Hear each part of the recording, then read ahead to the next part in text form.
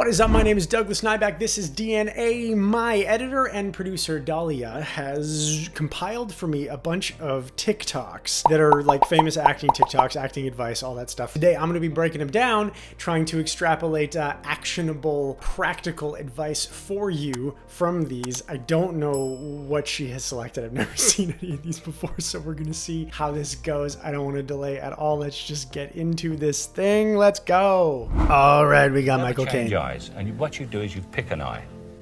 Now, which eye do you pick? I look at with this eye because the camera is there. I look at this eye, at your eye there, which brings my face, you can see.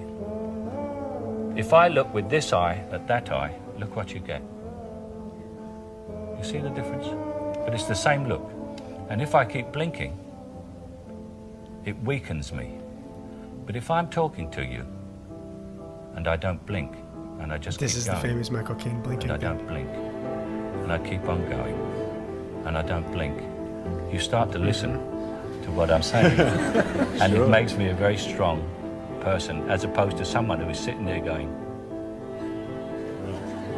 A couple of things he's talking about here. One is the eye line, picking an eye to listen to. I don't know that this needs to be meticulously adhered to, but it can make a real difference. At the end of the day, the camera takes a three-dimensional object, you, and compresses it into a two-dimensional medium. Everyone is going to have different things that make them feel confident and translate better. So for him, that absolutely worked. He was like more handsome and impish and with that slight change in angle. So he's completely correct. Everyone's going to have different versions of these. So I recommend, what did I gasp and almost die there. So I recommend that every actor spend some time in front of the camera, alone in a room, just working out the angles of your face and how they translate so that you can have a clear understanding of how aesthetically you're best represented on camera. Then he gets into, this is the famous thing, the Michael Caine never blink acting advice. And I've talked about this before on this channel. You are auditioning for a feature film. Your face is going to be the size of a house. You blinking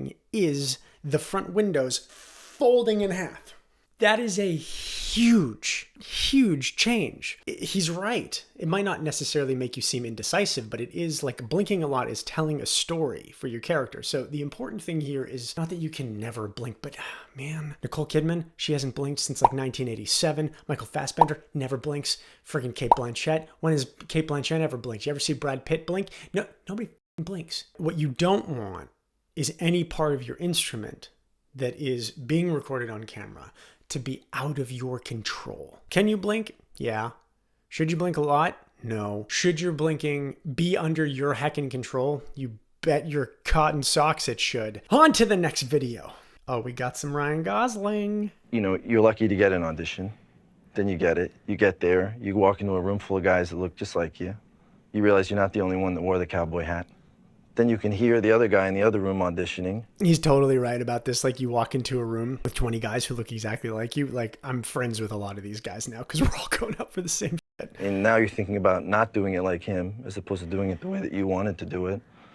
Then before you go in, you hear the casting director negotiating the deal for the guy that already got the part. Yeah. Then you go in, you think you're doing you just think, I'll do it as an acting exercise.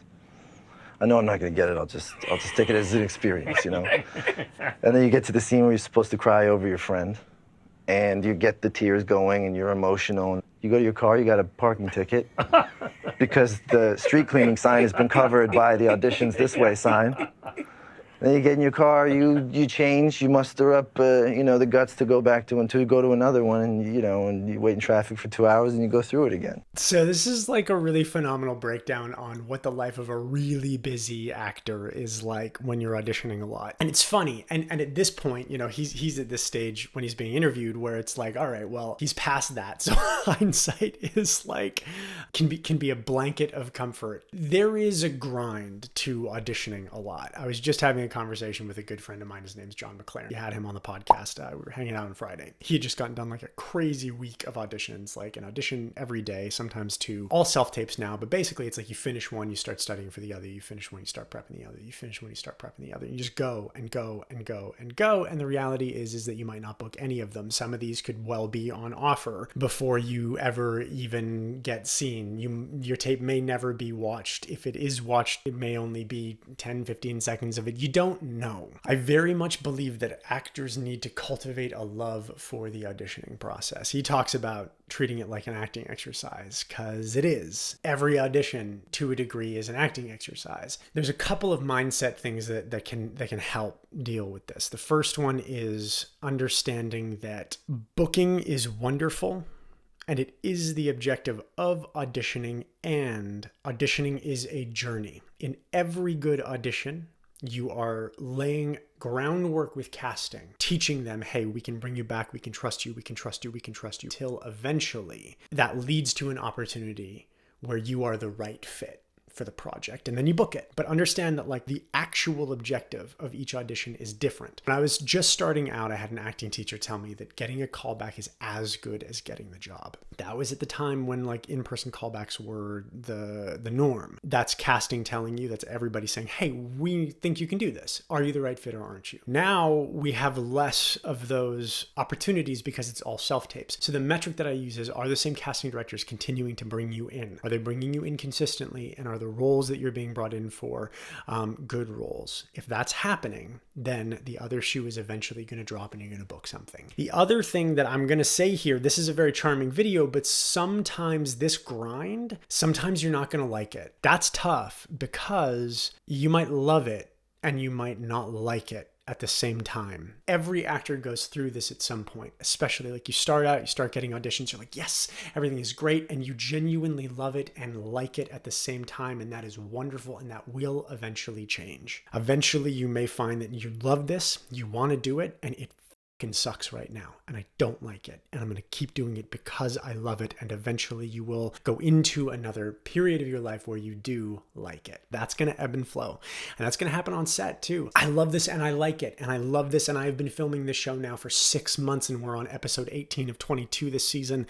And it is a grind and I don't want to go to work. I don't like it. I'm so tired. I want to sleep. Sometimes you're going to love it and like it. Sometimes you're going to love it and not like it. And it's okay both ways. Devote zero energy trying to convince yourself that you should be liking it when you just love it and need to get through it. Everybody goes through that with every job. It's just for some reason our industry is like wrapped up in this like fucking bullshit gratitude narrative. So let's go on to the next one. Ooh, we got some Christoph Waltz action happening. Ask a villain whether he feels like a villain. Oh. Why would he? That's probably what makes him a villain, that he doesn't know the difference. Don't impose, or that's what I'm trying to do, avoid imposing my framework, my psychological, my moral framework. So when you're playing a villain, Christoph Waltz, I mean, man, if you're going to get advice from playing a villain, getting it from Christoph Waltz that's the person to get it from. Gotta say, I completely agree with this. I would assume he's probably talking about his role in Inglourious Basterds, which is like, you know, just about the worst person on the planet. And this is true in extreme cases like that, like Inglourious Basterds, but it's also true in life in general. I can speak from personal experience here. In any of the moments where I have hurt people, I have never walked into those instances being like, time to do some hurting. Like, that's not how I operate. In every single situation like that, I've only ever been trying my best, and I have failed. Sometimes I am not always able to live up to the standard of my value system, whether I'm activated, my nervous system is on fire, I'm just not operating at my best. And in those situations, we end up hurting either ourselves or other people. Everybody does that. Nobody gets through this life, despite what the internet is going to try to tell you about being altruistic all the time. Nobody gets through this life without being hurt and hurting others. It's just part of it. Do you get better? Do you make adjustments? Do you try? So the same thing is true for our characters. Sometimes, in the case of Inglourious Basterds, there are catastrophic societal breakdowns, in that case, of value system. His character was an extreme case of that. We can't run that through the prism of what I deem to be right or wrong. It's not for us when playing that character, that villainous character, to say, well, Doug believes this to be wrong. This is what my character does. This is true to their value system in this moment. Or they are catastrophically failing their value system. Either way, your job is to look at the script and do the thing that they are doing without hesitation. Because then there's no friction between moral compass and action. There is only action. And the actions are terrifying. Therefore, you become terrifying. Pretty simple. Time for more Tico Tacos. Ooh, Tom Hardy. Love Tom Hardy. Came out of drama school. I got every job that I went up for. I got Band of Brothers, then Black Hawk Down, then I think it was Simon, French Foreign Legionnaire, and then Star Trek, and then nothing. And as I waited for it to come out, I sort of drank myself into oblivion in a way, preparing for the anxiety of being super famous. And I was very young and stupid. and of course it didn't happen, you know, it wasn't supposed to happen, and that's okay. So I ended up in hospital, which was supposed to happen. I went back to stage, and that's when I did In Arabia We'd All Be Kings, with the Labyrinth, in London. And then, and that's where I started again. So it's like going back to school and then learning to walk again, you know. And that's really why I'm genuinely serious about it. There's no difference between a $5 performance or a 15 million or a 50 million or 100 million. It doesn't matter what the stage is. It's what you do with the work is all that you have, because that's all I do have ultimately at the end of the day is my relationship with the work and my teammates. Hey, it's 11:11. Woo! It's that magical time where you're the real ones. You've made it all the way to 11:11, which in YouTube time is like you've aged 1,000 years. So thank you so much. Hope you're getting a lot of great stuff from this video. If you want to continue to support this channel, you can check out the D. Nyback Act Patreon. I've got all of my online courses, the entire Foundations program, which is a set of acting courses that I created for the purpose of giving actors everything they need to know to craft a bookable on-camera audition. And thanks so much for being here. Type 1111 with your comments down in the comments below, and anyone who comments and is subscribed is entered to win a free Foundations program. So please comment down below. Appreciate you. Have a great rest of the video. I love Tom Hardy because he's so openly flawed as a person. He's never tried to do the altruistic thing, which I really admire in actors. We're artists. We live in all sorts of gray areas, and for some reason, like, the press is trying to, and social media is trying to tell artists that they're supposed to be black and white, and it's like, I'm sorry, no, we're not the clergy. And I love that he is so at home in his own imperfection. There's a weird delay between when you make stuff and when it comes out.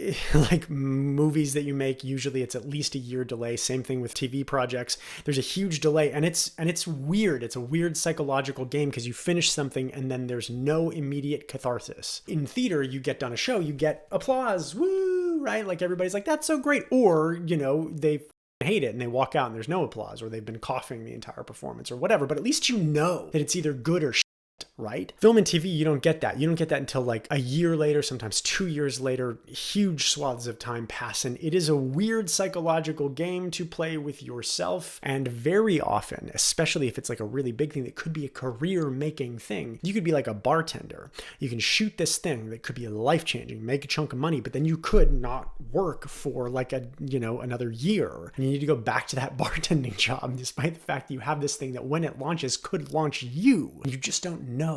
And then it does launch. Maybe it catches on, maybe it catches fire, maybe you become a household name, or maybe you don't. Maybe it's a bomb. As best as you can, you need to be psychologically prepared for that and make it about doing the work. The next thing he talks about is how he had to, like, went to hospital, drank himself into oblivion. I don't recommend you do that. I certainly have done that in my life, which is why I'm sober now. And he talks about going back into the theater, going back into work, finding the work, making it about the work. And whether it's a $15 project, $100 project, $100,000, $100 million project, the work never changes. This is so true. And it's such a valuable lesson. Backstage Broadway looks like backstage regional theater in Pahrump, Nevada. It is all the same because become addicted to doing the job. That's all you have control over. You do not have control over how the audience perceives the work, whether it launches your career, whether it doesn't. All you have control over is your work. Okay, this has been Doug Nyback Reacts to TikToks here on DNA. It's been a friggin' delight, my friends. It's been fun to be here to do this. I hope you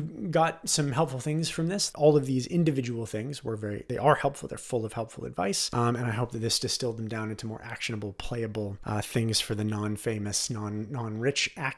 And as always, thank you so much for being here. Click like and subscribe. That goes a long way. Comment down below. It means a lot to me. Hope to see you again here. In the meantime, go be people.